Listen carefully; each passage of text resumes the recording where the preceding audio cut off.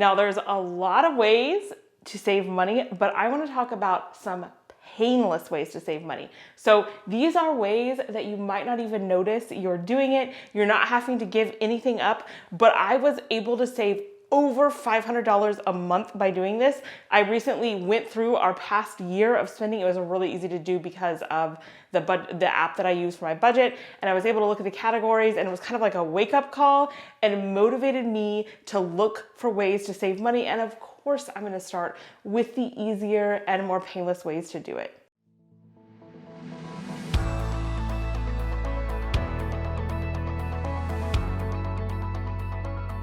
Groceries are a big expense for most of us.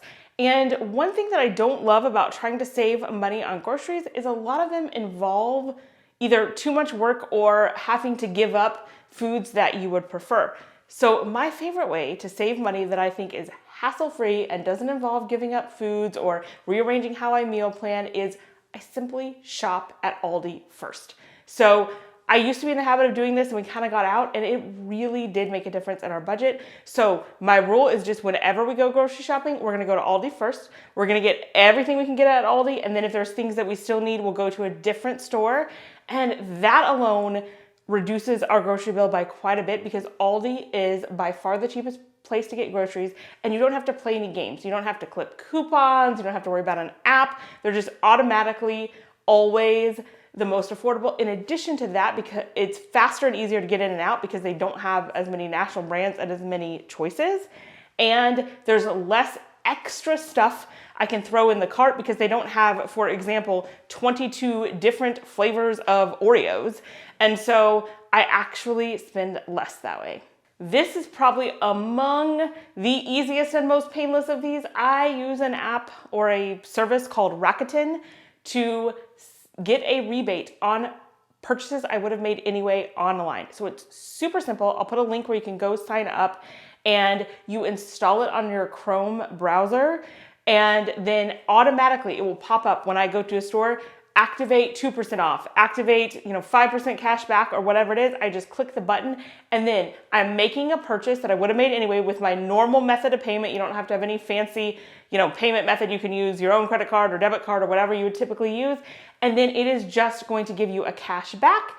And then you can get a check sent to you periodically for the cash that you've earned. And since you would be making these purchases anyway, then why not get some extra money? And you don't have to scour the web looking for coupon codes and trying a bunch of codes that don't work.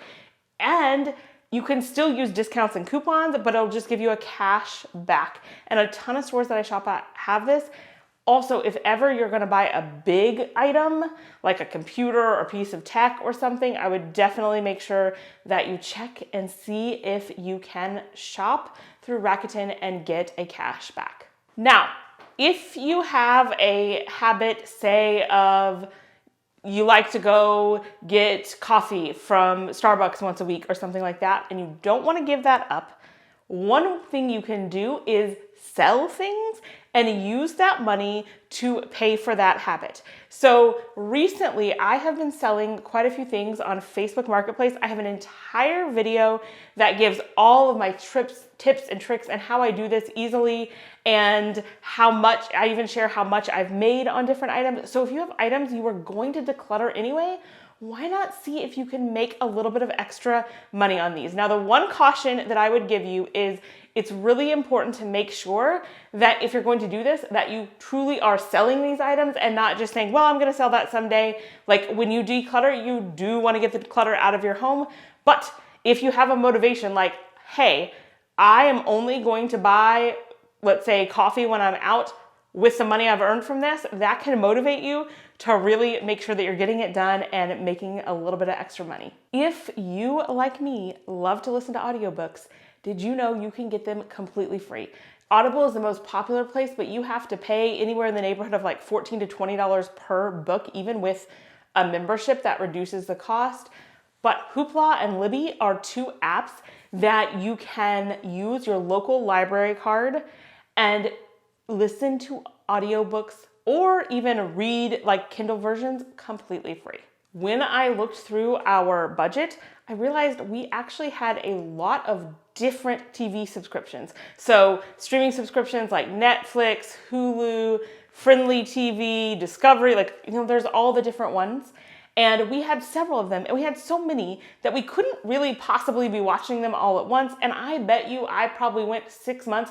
No one in our family even logged into Netflix. We weren't watching any shows on there. So unsubscribing from those TV subscriptions you aren't even using is relatively painless. It'll take you 5 minutes.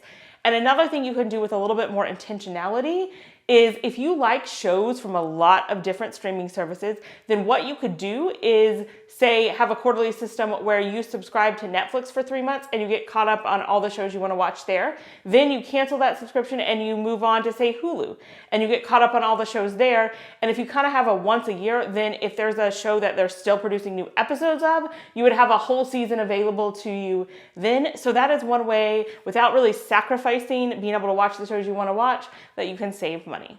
I did this a while back. Don't ask me why I didn't do it sooner, but I put my emergency fund and my savings into a money market account that earns, I think mine is earning a little over 4% interest.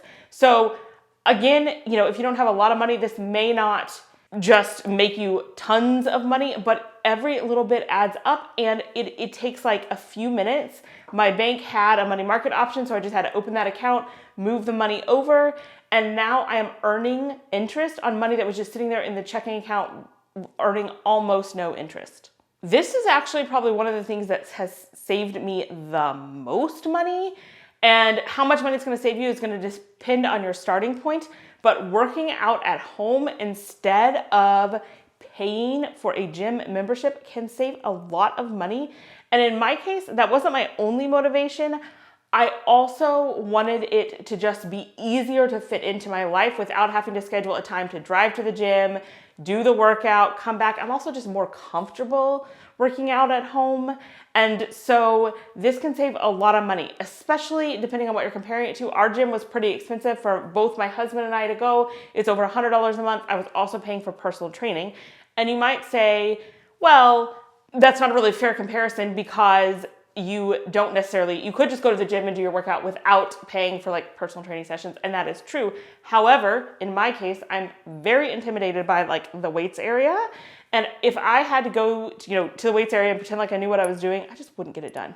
But at home, I'm less intimidated, so I'm able to get it done. We even bought a nice machine that helps give us guided workouts. It gives us feedback as we do them. It makes it more fun for me. It almost kind of gamifies it. It gives me an exact program. So it kind of does what a personal trainer would do. And while it was a bit of an upfront investment, we did the math and it would pay for itself in less than a year, and then the rest would be gravy. So in our case, that investment is paying off. Now, if you weren't paying as much for a gym and you wanted to buy a fancy piece of equipment, it would take longer to come out ahead, but you can also just buy, a set of dumbbells at Target might just be $10. So you could invest just a small amount in something like that and be able to work out at home. Okay, this one is super painless. So if you have subscriptions of any kind, the things that come out on a monthly basis, most of those services will offer an annual option. So for example, I have a fitness tracker app called Macro Factor that I use for, kind of tracking what I'm eating. And their monthly version is, I believe it's $13 a month. So that is pretty close to, I think, around $150 a year. But I 100% know I'm going to be using this app for at least a year.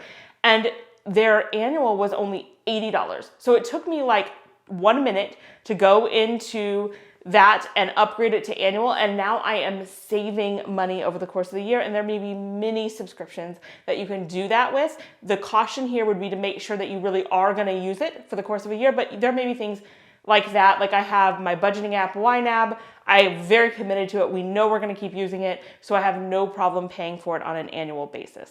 This is one I've actually been doing for a long time, not just to save money, but because I don't like the hassle factor. And that is to stretch out the time between your haircuts or beauty services. So I get my hair cut once a year. Now I'm lucky I have relatively healthy hair and my hairstyle isn't one that needs, a lot of maintenance. But if you can stretch it out a little bit, like if you were going every 6 weeks, do you really need to go every 6 weeks? Could you go every 3 months and it not really be a big deal? It would also save you time and hassle. You could do the same thing with nail appointments or other beauty services, or see do you really need those services?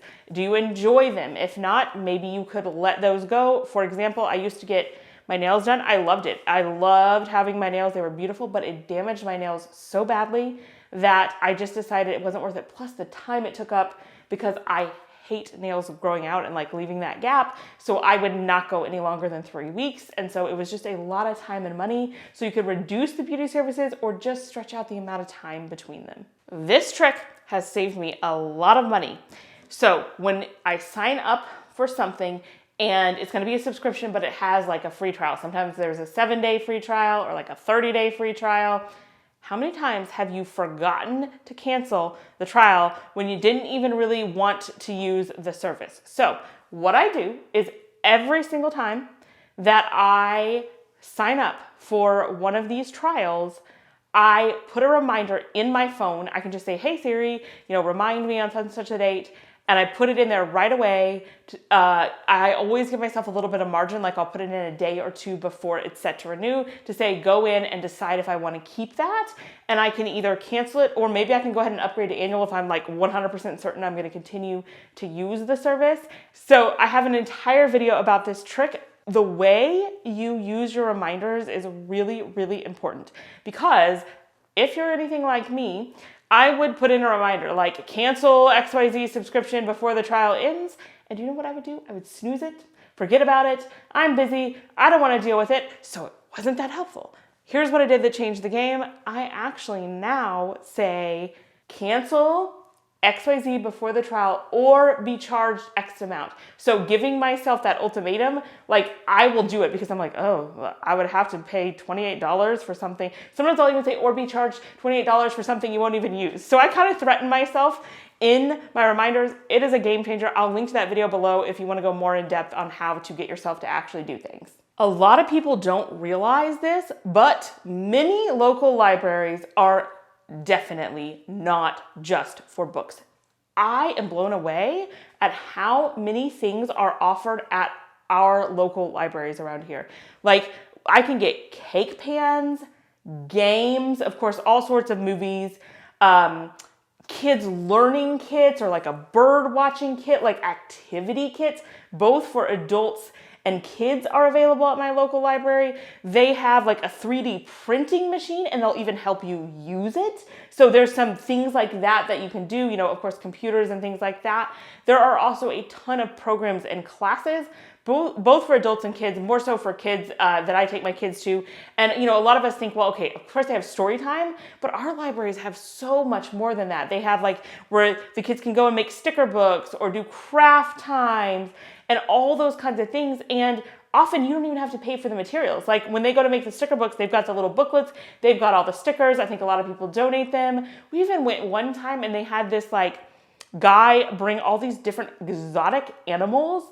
Like it was crazy. I mean, it was honestly, I almost think it was more fun than the zoo, because the kids and the adults got to interact with the animals. And so they would put like a tarantula on your head, only if you wanted it. They had like tarantula, they had like this huge, like 115-pound snake, and you could literally pet the snake. You could touch the animals. He would tell you about them. They had a blast, and it was completely free. And it was like 5 minutes from my house. So make sure you check out what your library has to offer before you go and buy something. Now, if you're wondering how I was able to easily figure out where I was spending and how I could cut, go ahead and watch my video about my favorite budgeting app and my favorite way to budget, so that like it takes me so little time, but it's been so valuable to have that information. I'll link that video down below that you can watch next.